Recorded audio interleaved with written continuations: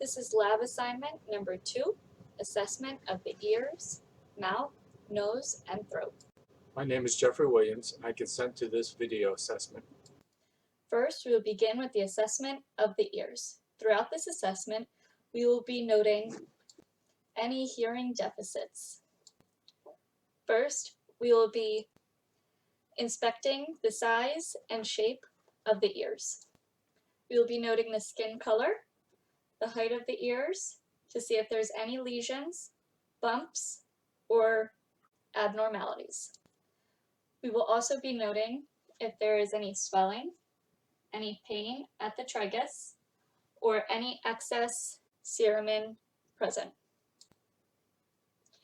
We will be pulling the pinna up and back, noting for any movement or sensitivity. We'll also be palpating the tragus, noting any pain, as well as the mastoid process. We'll repeat on both sides. We will also be noting any lesions or abnormalities. Next, we will be performing hearing test acuity. We will begin with the whispered voice test. To do this, we will first move 2 feet behind the patient. Then, we will obstruct the tragus and whisper 3 random numbers or letters and have the patient repeat them back. Y, Z, 3. YZ3. We'll repeat on the other side. 7, 5, I.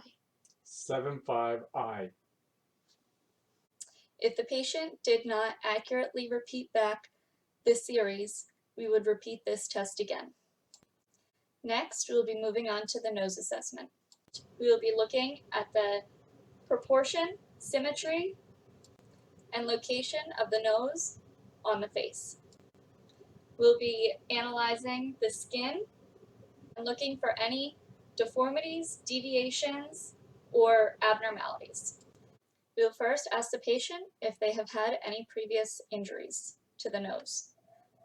Have you had any previous injuries to the nose? I have not had any previous injuries to my nose.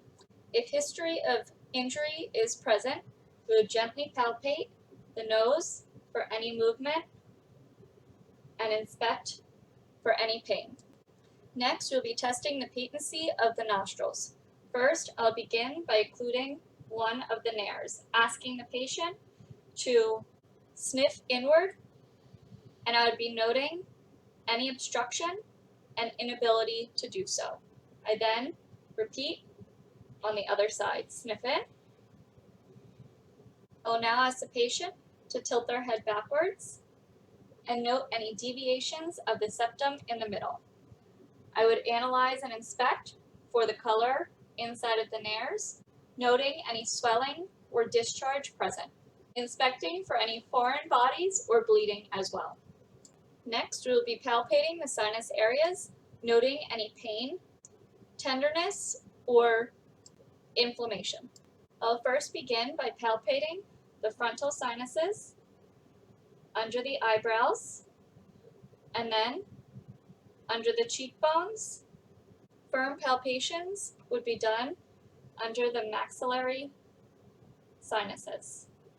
Next, we will be inspecting the mouth.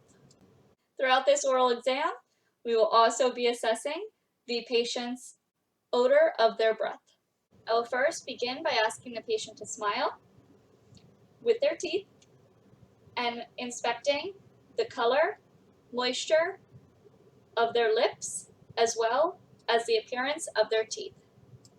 Inspection of the inner aspect of the lips would include retracting the lips and visualizing the gums of the bottom part of their teeth.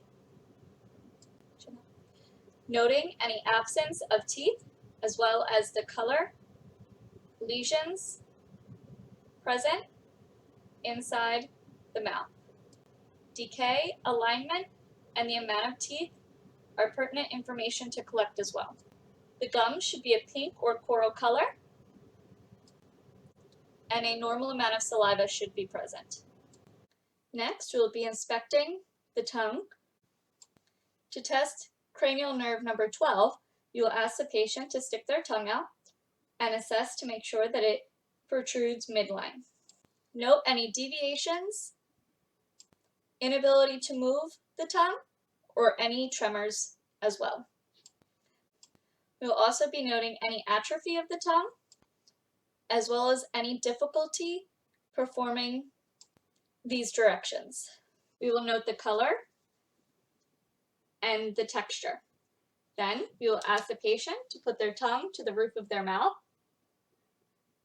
and note the veins and smooth texture on the underneath side of the tongue. For any oral malignancies or lesions, as well as white patches present. We will begin by having the patient stick out their tongue and holding their tongue with a gauze pad. We will then be moving the tongue from side to side in a U shape, analyzing any teeth abnormalities and issues. If there were any lesions present, we would then hold the jaw and to stabilize and then palpate the lesion. Next, we'll be assessing the soft anterior and posterior palates. We will begin by asking the patient to open their mouth and tilting their head slightly backwards.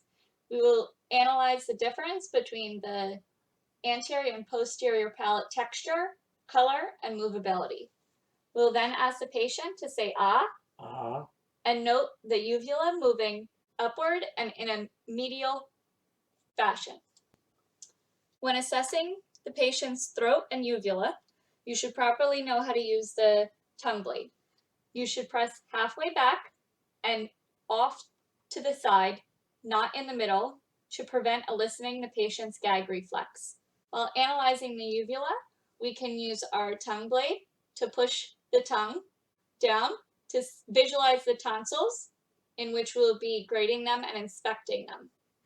We will be scoring the size of the tonsils as well as the location. We'll be noting any exudate present as well. This concludes lab assessment number 2. Thanks for watching.